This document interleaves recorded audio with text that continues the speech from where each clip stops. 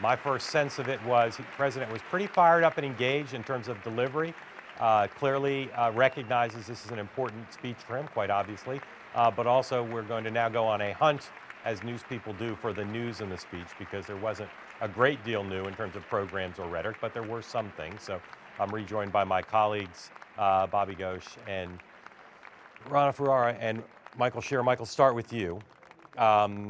Just tease out the news. What did he say that we either didn't know about or that's significant that will be rattling around Washington tomorrow? Programmatically, I don't think there was much. I think the surprising takeaway I took is I thought it was reminiscent in a way of the late George W. Bush State of the Unions, which turned into sort of pep talks. He was trying to buck up the country.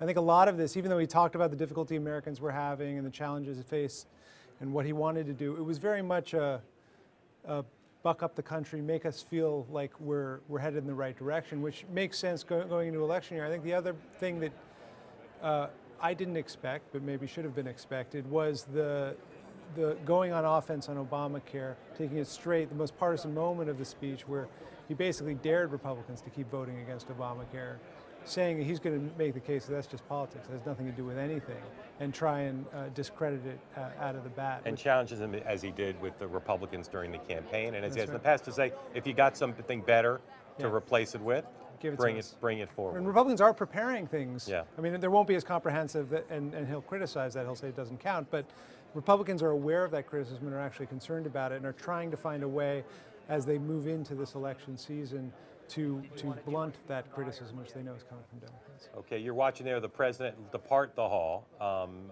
saying goodbye, kind of the reverse of his entrance, stopping and touching a few hands and greeting various people. You can watch that while we continue to discuss. Rana, there were some things about retirement security that I think programmatically are a little bit new. Some of them were teased out. If you're someone, either a citizen concerned about the economy, a business person thinking about the climate, what was in there either new or important for you? Well, I don't think there was anything tremendously new, but there was a real connecting of the dots of some of the things that he's spoken about before. The importance of manufacturing, the importance of cheap energy and the shale gas revolution in fueling manufacturing and the jobs that could be created from that industry, and also the fact that we need to retrain our workforce in order to equip them with the skills to work in these new jobs. I think what we didn't hear a lot about, unfortunately, was corporate tax reform and entitlement reform, which is still one big reason that business isn't investing and doing more to really help spur growth, and I'm sure that you're going to hear some conservatives talking about that. Right. Bobby, I was struck, as I told you, about Iran, both saying that he would veto a sanctions bill, not a surprise, but something usually you hear president's advisors say they'd recommend to veto. The president drew that as a clear line. He also kind of extolled sanctions and sort of suggested that sanctions and diplomacy had been as big a deal as anything else and the diplomacy is a bit of an emphasis I think some people will focus on bringing Iran to where we are now with the possibility at least of a deal. The sanctions part, he suggested, he and people around him have suggested before, they've been making the argument that sanctions is what brought Iran to the table.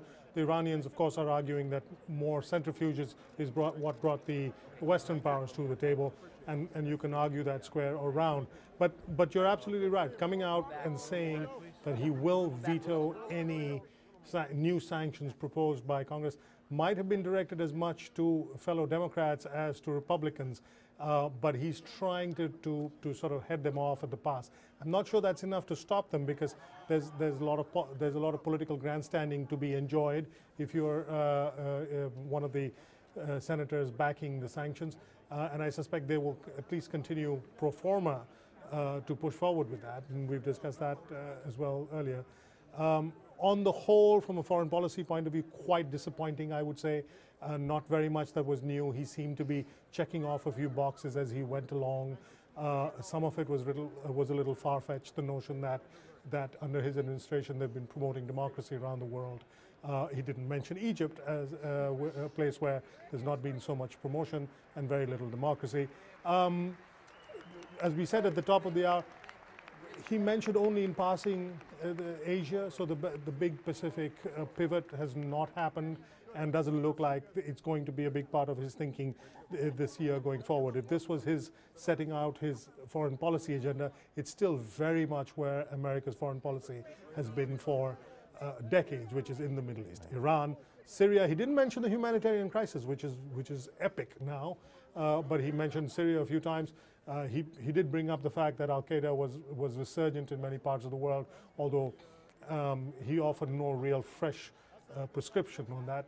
More drones, I think, is the bottom line there. I thought it was notable that early in the speech he had a sort of China card line where he said, we're better than China, we can beat China, which is a very economic populist play. It actually polls very well, we know from the 2012 election. Americans are actually very concerned about China and see that country as a he said. I think he said was that for the first time in a few years, China is not the #1 destination for investment. America is. Of course, the thing is that it was American investment that was previously going to China, and some of that is. I want to congratulate the four of us. We've gone, I think, the longest anyone has in covering a State of the Union without using the phrase laundry list.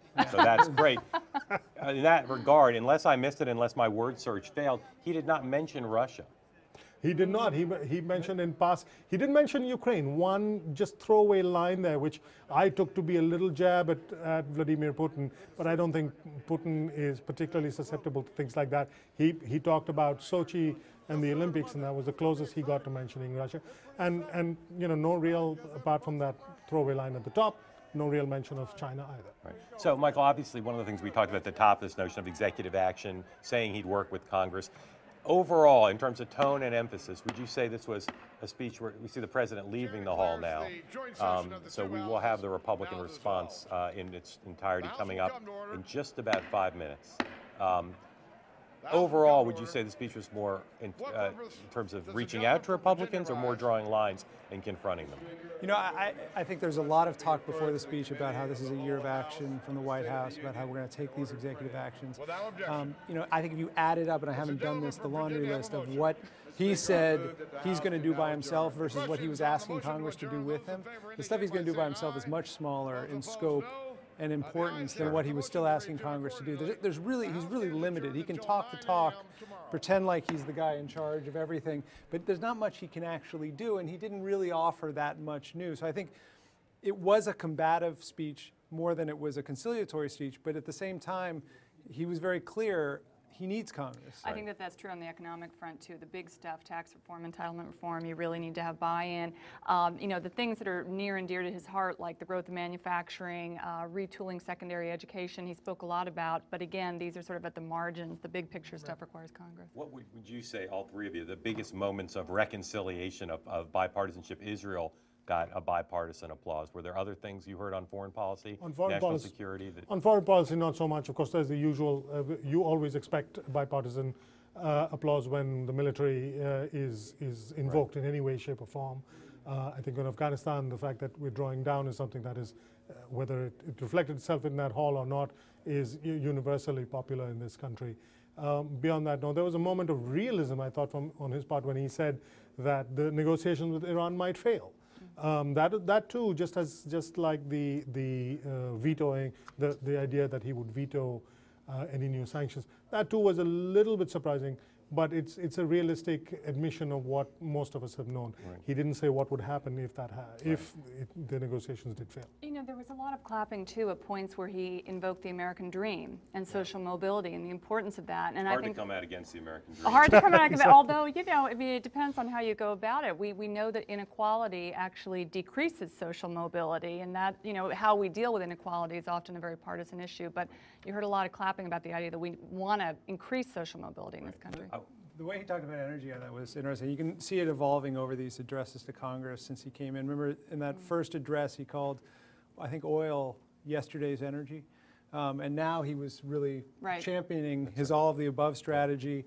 The shale gas boom. Make manufacturing he focused work. more on gas than oil. I don't think he was actually praising oil in that section. But there's definitely a shift in, and part is just because of what's happening in the country right now, but a shift in how he talks about fossil fuels. Doesn't mean he doesn't still do the partisan jab at the end. Right. The line global warming is a fact that was highlighted, of course, by John Boehner doing nothing behind him to applaud that fact.